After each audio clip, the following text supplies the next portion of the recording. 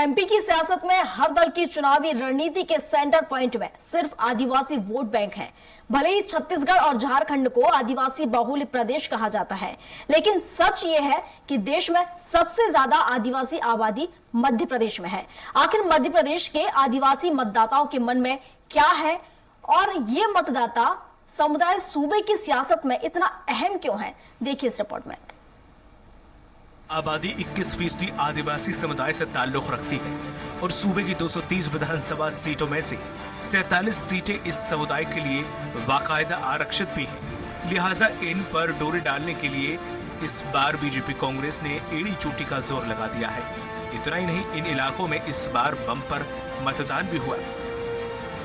आदिवासी voter जिसके साथ सत्ता की चाबी उसके हाथ। चुनाव के बाद संभावनाओं की समीक्षा।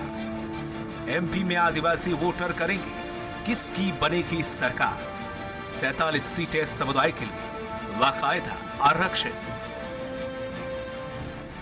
मध्य प्रदेश की सत्ता में बरकरार रहने का बीजेपी लक्ष्य हो या फिर सत्ता वापसी में कांग्रेस की कवायदें, दोनों के लिए ही उम्मीदों का सूरज सूबे के आदिवासी क्षेत्रों से ही उदित होना है। यानी कि आदिवासी वोट बैंक जिसके साथ चलेगा उसी के लिए सत्ता के दरवाजे खुलेंगे, क्योंकि प्रदेश में आदिवासी वर्ग की भूमिका सरकार बनाने और बिगाड़ने में सबसे अहम रही है। साल 2018 में जब 15 साल बाद आदिवासी वोट बैंक ने करवट ली तो भाजपा की शिवराज सरकार सत्ता से आउट हो गई और कांग्रेस ने कमबैक किया।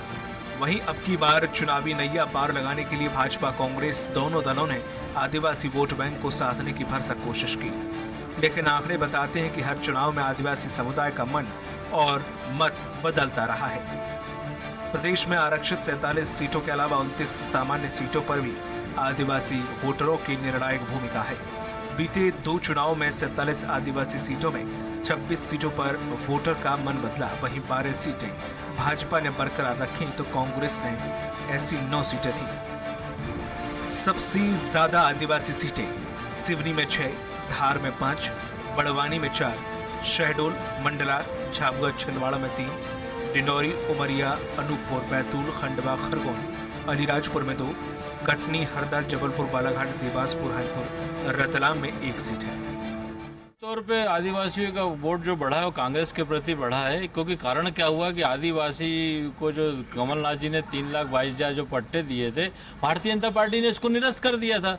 आदिवासी के ऊपर ये पेशाब कर देते हैं और उसके बाद जो दूसरे को जो वो करवाते हैं। तो मध्य प्रदेश में आदिवासी सबसे ज़्यादा अपने आप को छला हुआ महसूस कर रहा है। आदिवासियों को खोद के गाड़ देते हैं, उसकी FIR नहीं होती। आदिवासियों के साथ बलात्कार होता है, उसकी FIR नहीं होती। तो मध्य प्रदेश में आदिवासी वर्ग पूरी तरीके से कांग्रेस के साथ है, क्योंकि माननीय कमलनाथ जी का स्वर्णिम काल उन्होंने देखा है और कमलनाथ जी बहुत आशा है।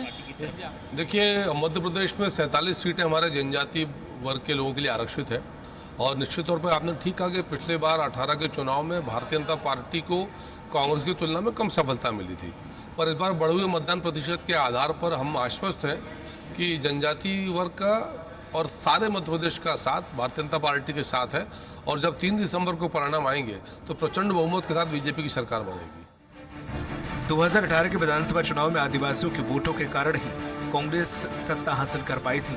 कांग्रेस को 47 में से 30 सीटें मिली थी। प्रदेश में आदिवासियों की बड़ी आबादी होने से 230 विधानसभा में से 84 सीटों पर उनका सीधा प्रभाव है।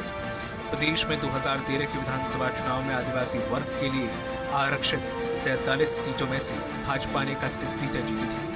कांग्रेस के खाते में 15 सीटें आई थी, लेकिन 2018 के चुनाव में सीन एकदम से उलट गया।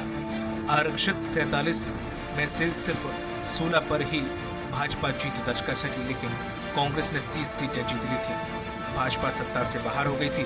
बहरहाल देखना होगा कि 2023 के चुनाव में आदिवासी समाज किस दल को सत्ता के शीर्ष तक पहुंचाता है। 2008 के विधानसभा चुनाव में आदिवासी मतदाताओं ने भाजपा का साथ दिया। बीजेपी 29 सीटों पर चुनाव जीती। 2008 के विधानसभा चुनाव में आदिवासी मतदाताओं ने भाजपा का साथ दिया। बीजेपी 29 सीटों पर चुनाव जीती। 2013 के विधानसभा चुनाव में आदिवासियों ने भाजपा का साथ दिया। बीजेपी ने 31 सीटों पर जीत दर्ज की।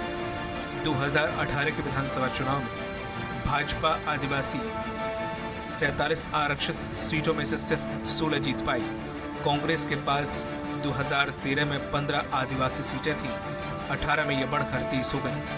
2018 में 47 आरक्षित सीटों में से 30 सीट जीती थी। भाजपा ने 16 और 1 सीट निर्दलीय उम्मीदवार के हाथ गई थी। इस तरह राज्य के आदिवासी सीटें जिस राजनीतिक दल के हिस्से में गई हैं, उसके हाथ में सत्ता रही है। यही कारण है कि दोनों राजनीतिक दल दावा कर रही हैं कि आदिवासी सीटों पर उनके हिस्से में जीत आएगी। इसके पीछे उनके अपने अपने तर्क भी हैं और वह इस वर्ग के कल्याण के लिए किए गए काम और उठाए गए कदमों का हवाला दे रही है। Bureau report, Swaraj express.